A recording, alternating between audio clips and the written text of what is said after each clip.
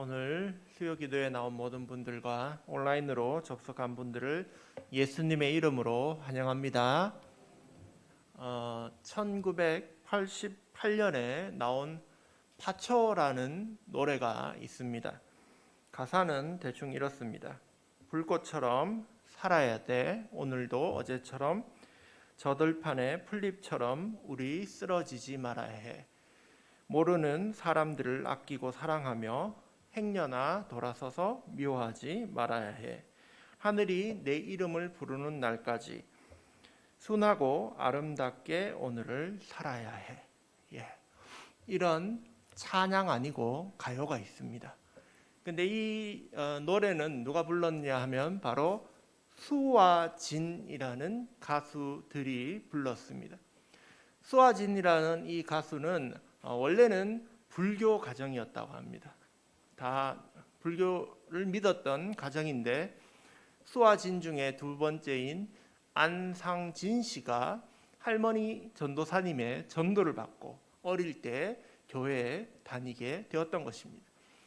그러면서 청소년 시절에 안상수 씨한테 첫째에게 와서 교회 와서 기타도 가르쳐주고 교회 와라 그렇게 하자 또 다른 가족들도 함께 교회에 다니게 되었습니다. 수아진 가족이 원래 형제가 4남매라고 합니다. 그래서 모든 가족이 다 예수님을 믿게 되고 막내인 넷째 남동생도 심지어 목사님이 되셨다는 그런 간증이었습니다. 그래서 이 오늘 읽어드렸던 파초라는 이 가요에도 기독교적인 그런 내용이 담겨져 있는 것입니다. 이웃을 사랑하고 미워하지 말며 하늘이 내 이름을 부르는 날까지 순하고 아름답게 살아야 한다. 그렇게 말하는 것이죠. 오늘날 같은 때를 예수님은 무엇이라고 말씀하실까요? 오늘 본문에서 예수님은 오늘날과 같은 때를 악하고 음란한 세대다라고 말씀하고 계십니다. 이 시대는 어떤 시대이냐? 교활하고 하나님을 멀리 떠난 그런 사람들이다라는 말씀입니다. 그렇다면 우리들은 이러한 시대에 어떻게 살아야 하겠습니까? 어떻게 해야 순하고 아름답게 정말 하늘이 내 이름을 부르는 그날까지 그렇게 살아갈 수 있는 것일까요? 오늘 본문에서 우리는 그래서 우리가 이 악하고 음란한 세대에 어떻게 살아가야 할 것인가? 그 방법에 대해서 함께 말씀을 나누고자 합니다. 첫 번째, 우리가 이 악하고 음란한 세대를 살아갈 수 있는 방법은 첫째, 참된 표적을 따라가는 것입니다. 39절에 예수님이 자기에게 찾아와서 표적을 보여달라고 하는 바리새인들에게 이렇게 말씀하십니다. 악하고 음란한 세대가 표적을 구하나 선지자 요나의 표적밖에는 보일 표적이 없느니라. 질문을 하는 이 바리새인들에게 너희는 악하고 음란한 세대들이다. 악하다 하는 것은 그 사탄의 악함을 의미합니다. 음란하다는 것은 하나님이 아닌 다른 것에게 눈을 돌린 그러한 것을 의미합니다. 즉 너희는 교활하고 하나님에게서 마음을 멀리 떠나 있다. 그런데 너희들에게 보여줄 것은 표적이 아니라 요나의 표적, 바로 예수님의 표적밖에 없다라고 얘기하십니다. 40절에 말씀하시기를 요나가 밤낮 사흘 동안 물고기 뱃속에 있었던 것처럼 인자도 밤낮 사흘 동안 땅 속에 있으리라 하십니다. 예수님이 십자가에서 죽으심으로 3일 동안 무덤 속에 있다가 다시 살아나시는 그 십자가 사건, 그 십자가 부활 사건을 예수님은 참된 표적이다라고 우리에게 말씀하시는 것입니다. 바리새인들이 구한 것은 표적이 아니었을 수도 있습니다. 우리들은 앞에서 이 마태복음을 계속 살펴오면서 예수님과 바리새인들이 계속 논쟁하고 충돌하던 모습을 보았습니다. 그 와중에 바리새인이 또 예수님께 찾아와서 표적을 보여주십시오라고 말했기 때문입니다. 그래서 어쩌면 그들은 표적을 구하는 것이 아니라, 믿기 위하여 기적을 구한 것이 아니라 예수님을 모함하기 위하여, 예수님께 뭔가 걸고 넘어갈 것이 없는가, 그런 구실을 찾기 위하여 찾아왔는 것일 수 있습니다. 오늘 이 말씀을 우리가 우리의 시대에 적용하자면, 오늘날과 같은 악하고 음란한 시대에 우리는 어떻게 살아야 되는가? 예수님의 십자가가 답이라는 것입니다. 이 시대를 살아갈 지혜와 능력은 바로 십자가에 있다는 것입니다. 교역자들이 토요일마다 이제 모여서 오후에 기도회도 하고 함께 말씀을 읽고 묵상을 나누는데, 얼마 전에 윤현부 목사님이 이런 말씀을 하셨습니다. 학교 앞 전도를 금요일 날 나가는데 사람들이 나를 쳐다보는 것 같고 왠지 쭈삣쭈삣한 게 하는데 어려움이 있었다, 그런 말씀을 하셨습니다. 근데 그때 제 마음에 주신 하나님의 말씀이 고린도전서 1장에 전도에 미련한 것이라는 말씀을 주셨습니다. 그래서 그 말씀을 읽었는데 고린도전서 1장 21절에 이렇게 되어 있습니다. 전도에 미련한 것으로 믿는 자들을 구원하시기를 기뻐하셨느니라. 근데 22절부터 그 뒤에가 더 중요한 말씀이 등장합니다. 유대인은 표적을 구하고 헬라인은 지혜를 찾으나 우리는 십자가에 못 박힌 그리스도를 전하니 유대인에게는 거리끼는 것이요 헬라인에게는 미련한 것이로되 부르심을 받은 자들에게는 유대인이나 헬라인이나 그리스도는 하나님의 지혜요 능력이니라. 이 세상 사람들이 보기에는 십자가는 미련한 짓 같아 보인다는 것입니다. 지혜 없어 보이고 그것은 거리끼는 것과 같다는 것입니다.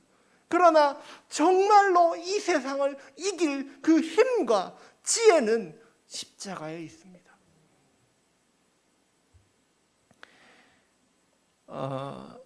로봇다리 세진이라는 사람이 있습니다. 이 청년은 지금 한 24살 정도 됐는데 선천성 무형성증이라고 해서 무릎 이하에 다리가 없습니다.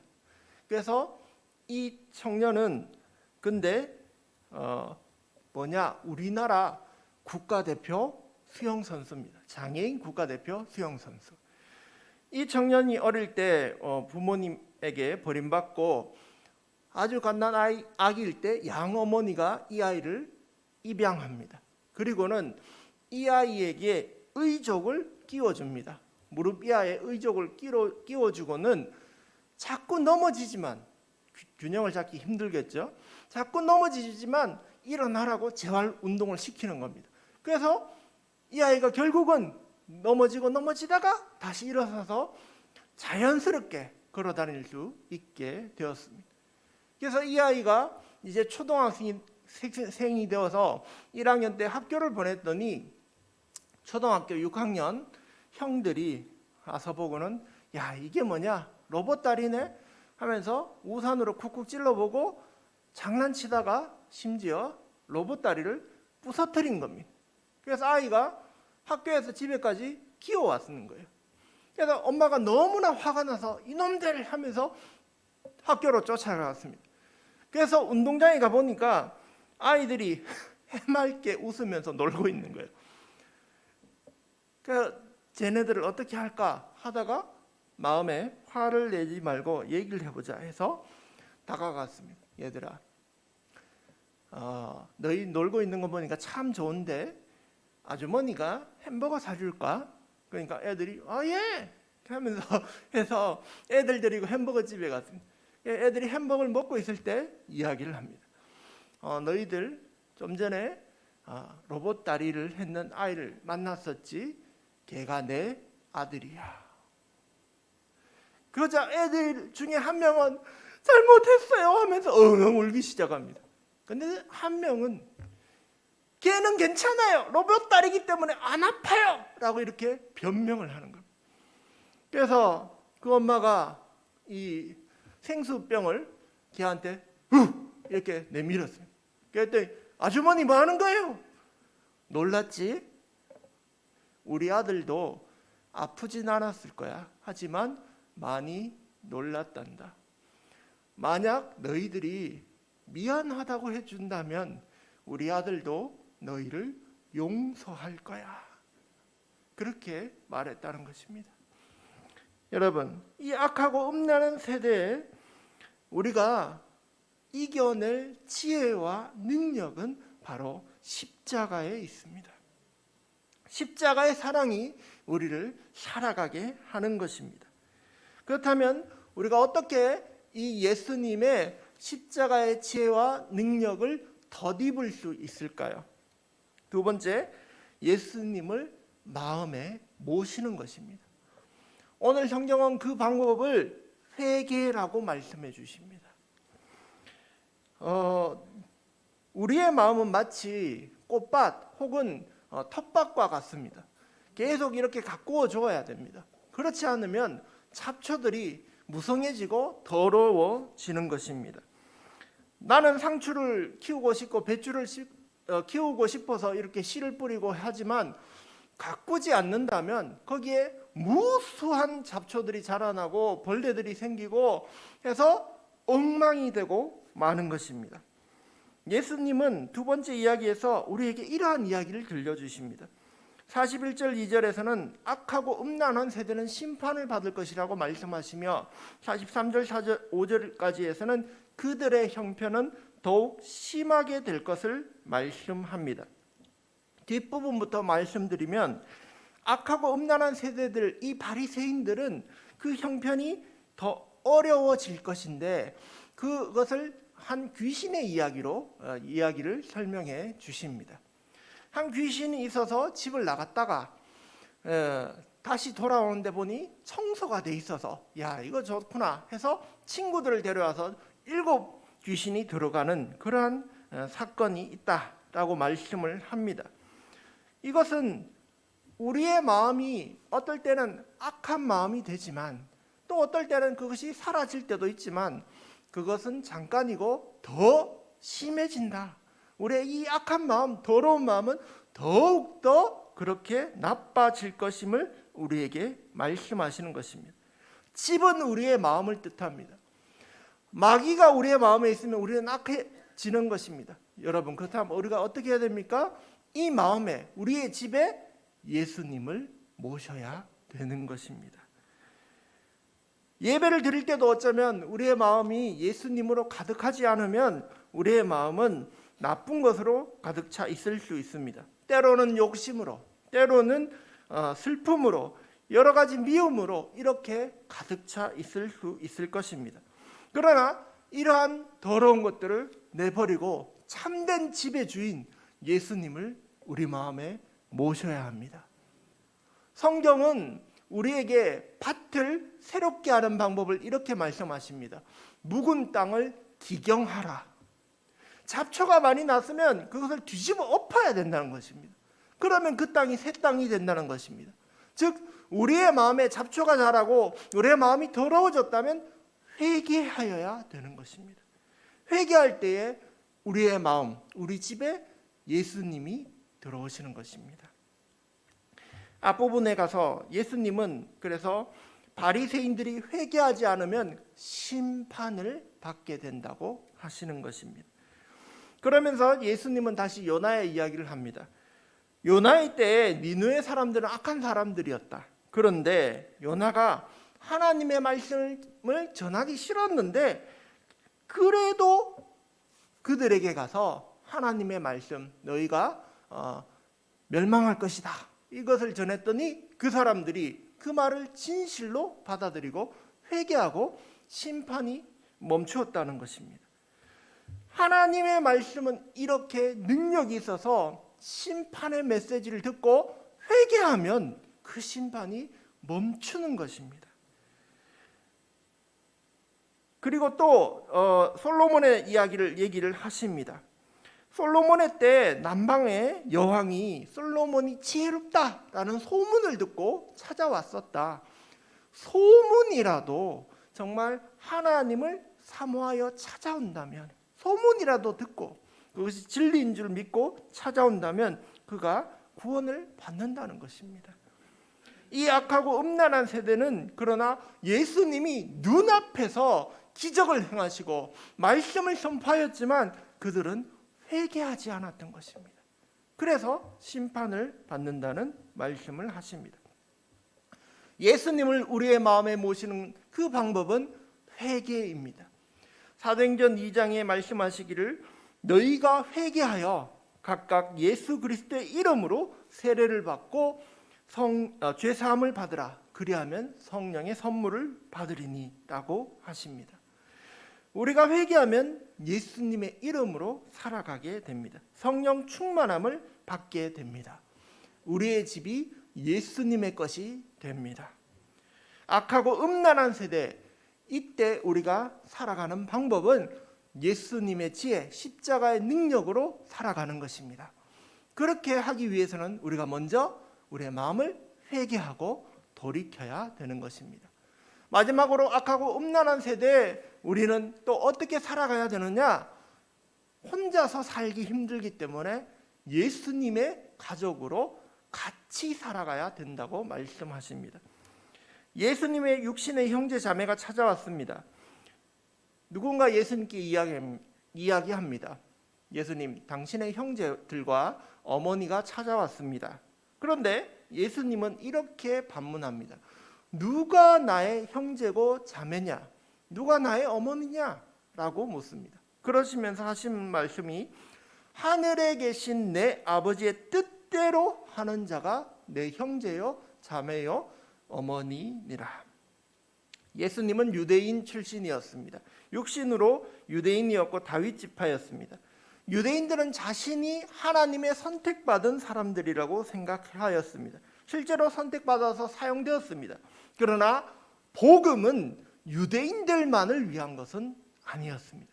복음은 모든 사람들을 위한 것이었습니다. 우리가 회개하고 돌이켜 예수님을 마음에 모실 때 우리는 바로 예수님의 가족이 되는 것입니다. 여기 있는 모든 분들이 바로 예수님의 가족입니다. 그래서 서로가 혹시 누군가 힘들어하고 아파하고 어려워할 때 함께 일으켜 세워주는 것입니다. 악하고 음란한 세대를 살아갈 수 있는 또 하나의 비법은 우리가 예수의 가족이 되어 함께 살아가는 것입니다. 마지막으로 앞에서 얘기 드렸던 수아진의 이야기를 들려드리려고 합니다. 몇 년 전에 내가 매일 기쁘게라는 간증 프로그램에 안상수 안상진 중에서 안상진 씨와 넷째인 안상범 씨가 목사님이 함께 이 간증 프로그램에 나왔습니다. 그러면서 이제 얘기를 하는데 수아진은 1987년에 데뷔해서 신인 가수상을 탔습니다. 그리고 새벽 아침이라는 곡으로 1등도 했고 그 다음에 30년이 넘도록 선천성 심장병 어린이들을 위하여 모금 활동을 했습니다. 저도 대구에 있을 때 대구 백화점 앞에서 기타 치는 그들을 본 적이 있습니다. 그런데 그분이 간증하기를 너무 가수로서 잘 나가니까 교회를 못 나가게 됐다는 거예요. 1988년에는 10대 가수상, 최고상이죠. 그 당시에. 그걸 받고 그렇게 너무 유명해지니까 주일날에도 바빠진 거예요. 그래서 한 번 빠지고 두 번 빠지고 하다가 1년 동안 교회를 못 나갔어요. 그러다가 1989년 1월 1일 안상진 씨가 산책을 한번 나가보자 해서 밤 12시에 산책을 나갔는데 그만 강도를 맞는 거예요. 그래서 머리를 맞아서 3번에 걸친 뇌수술을 받고 10년 동안 아무것도 못하고 그냥 허송세월을 보내게 됩니다. 처음에는 왜 내가 이런 어려움을 당하는가 그렇게 분노를 했었답니다. 그런데 막내 동생이 전도사일 때 형 같이 살자 이래 와라 하고는 형 다시 또 교회 가자 해서 또 교회로 불러들인 것입니다. 그래서 이분이 10년 방황 끝에 다시 교회를 다니기 시작했어요. 근데 또 3년 잘 다니다가 누군가 와서 레스토랑을 하나 내보지 않겠습니까? 라고 안상진 씨한테 또 제안을 한 거예요. 그래 뭐 그렇게 하면 잘 될 것 같다. 그 당시에 미사리에 음악 카페 뭐 이렇게 기타 치면서 하는 사람들이 잘 됐으니까 그걸 냈어요. 그랬더니 알아보면서 연예인이라면서 찾아와서는 반갑다면서 술을 따라준 겁니다.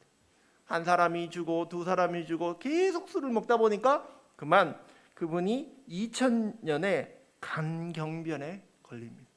그래서 죽음의 위기에 닥친 거예요. 그때서야 다시 또 눈물로 회개합니다. 하나님 살려주십시오. 그렇게 또 회개를 했어요. 그런데 하나님이 고쳐주셨어요. 또 그래서 6년 동안 또 교회를 잘 다녔습니다. 그런데 6년 정도 또 다니니까 또 나태해지기 시작했어요. 그런데 이번에는 폐암이 왔어요.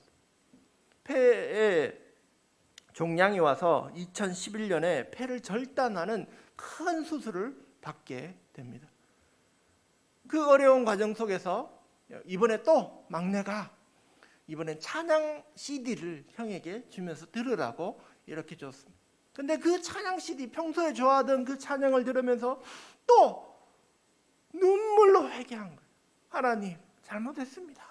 그렇게 눈물을 많이 흘리고 났더니 오히려 수술 전인데도 마음이 편해진 거예요. 그리고는 바로 신학교를 등록한 거예요. 그리고 수술 받고 나서 신학교를 다니면서 전도사 생활을 시작하게 됐다는 간증이었습니다. 여러분, 이 세대는 악하고 음란한 세대입니다. 우리가 이 세상을 살아갈 수 있는 방법은 혼자 사는 게 아닙니다. 이 안상범 씨가 안상진 씨를 이렇게 도와주면서 교회 가자, 음악 CD도 주고 이렇게 했는 것처럼 우리가 함께 살아가야 합니다. 또 이 악하고 음란한 세대를 이길 수 있는 최고의 방법은 예수님의 십자가인데 그것을 우리가 경험하기 위해서는 회개해야 되는 것입니다. 회개할 때 주님은 우리를 다시 회복시켜 주시는 사랑의 하나님이신 줄 믿습니다. 오늘도 예수님의 십자가의 능력으로 이 세대를 승리하는 그런 저와 여러분이 되시기를 예수님의 이름으로 축복합니다.